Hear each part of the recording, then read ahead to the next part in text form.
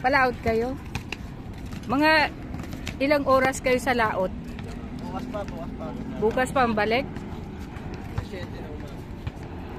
Abi, yung anong yan, itong mga, eto, kanino ito? Kay nanay?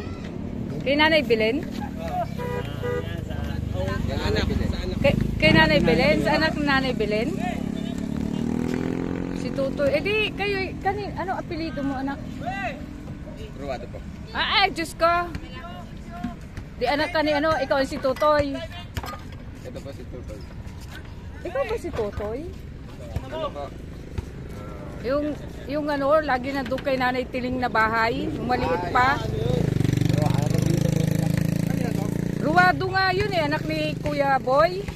Yun. Uncle ko po yun. Uncle mo? Si Auntie Tiling po.